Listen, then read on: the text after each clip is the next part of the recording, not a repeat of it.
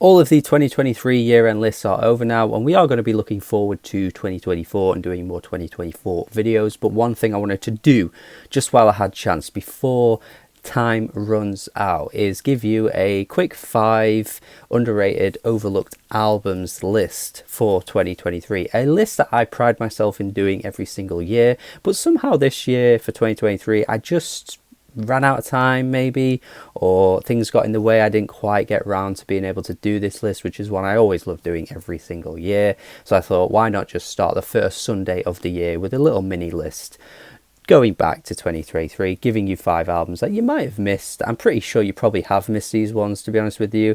They are pretty underrated and have gone under the radar, but just in case you needed a few more maybe fixes of 2023 albums, you haven't quite finalized your list yet, you might want to give these ones a go just before you do it. And I always like doing these videos. I think some of them may fall in the overlooked category because the people that have heard these albums are generally pretty positive about them, but regardless of whatever definition you want to use, these albums are absolutely worth your time from 2023. Some of them made my year-end list and they're just all really bloody good. So let's go, let's get into it.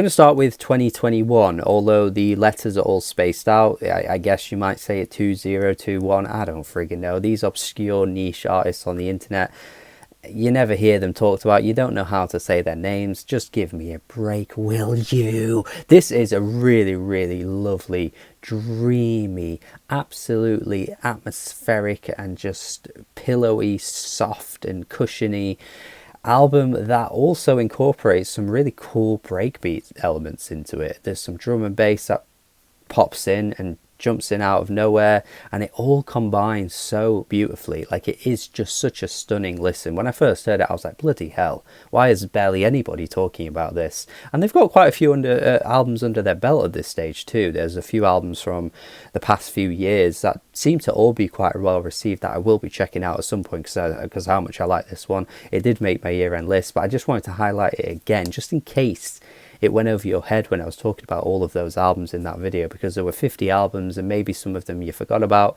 but this one is really, really one to keep an eye out on, because seriously, it is so lovely. It's like Porter Robinson inspired at times. It's almost like I guess a Studio Ghibli film combined with just like random drum and bass elements that come in, and they're not random, by the way. Like, they're really, really incorporated so nicely.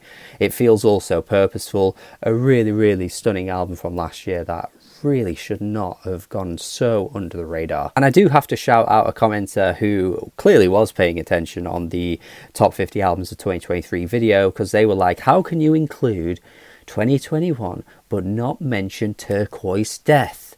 And I was like, I don't freaking know, mate. I don't know what that album is. So I gave it a listen, and I was like, fair enough, this guy wasn't far off. They were right, whoever they are. This is a really good album, and 2021 appears on this album, so they go hand in hand quite nicely.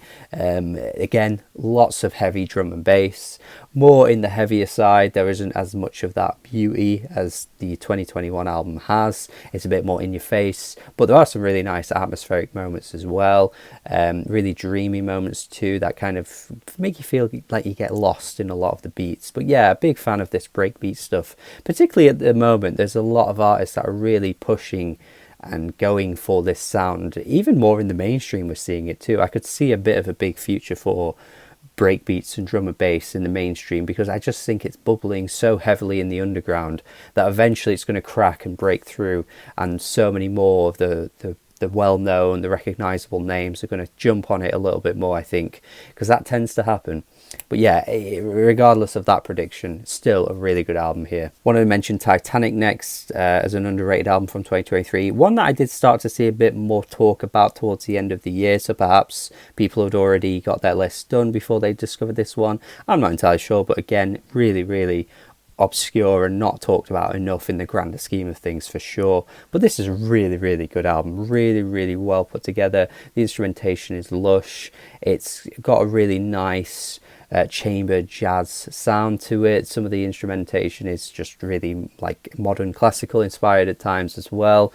But the track 3, with Mabe Fratty. I mean, I've voiced my love for Mabe Fratty on this channel quite a few times. She is a really lovely artist who's making, again, quite underrated music overall. And this track, man, it really took me aback when I listened to it. I was like, wow, the vocals, the instrumentation, everything comes together in such a spectacular way. That is the event of the album. If you're going to listen to any track from the album, play track 3. I promise you, you will not be let down. I want to mention Glaive next, as this is generally an underrated album. Like, I think that definition works perfectly for this album here, more so than maybe any other album from 2023, because I thought this was going to be like the breakout moment for Glaive and everyone was going to jump on board with this, because a lot of this kind of emo pop stuff is pretty popular. We are seeing quite a few artists, more so maybe in the late 2010s, but even in the 2020s, there's quite a few that have broken through that are more in the niche side of things, that are pretty popular and have a pretty heavy cult following. And I thought Glaive was going to be one of those additions to the list, but everyone just seemed to think this album was a huge letdown. I was even seeing people call Glaive a sellout for this album. I'm not entirely sure where that idea came from. I don't see that at all with this one, but even still, I think this is a really strong album. The hooks, the bounciness, the energy from Glaive, from the whole thing, I just think is really infectious from start to end. There isn't really a moment wasted. There are a few slower tracks, but yeah, I just think tracks like 17250, The Car, Prom, just all so good, like so ridiculously catchy from start to end. Like, yeah, his hook game is super strong, and yeah, I'm quite sad to see that everybody basically wrote this off pretty quickly and forgot about it almost immediately when it was in my top 20 of the year. But yeah, I really did like this one a lot. And finally, Wheel Starks, another album that did make my year-end list, but again, didn't really see much talk on it. Definitely an overlooked, underrated album from the year for sure. There isn't really a huge amount to say on this one, just super fun, bouncy house music that is combined with a lot of Brazilian elements that make for such a cool album with so much flair and flavor to it, so much to grab onto with the instrumentation, so much color, so much vibrant sounds popping from here, there and everywhere. It's like 20 minutes long. It's barely even like the length of most EPs.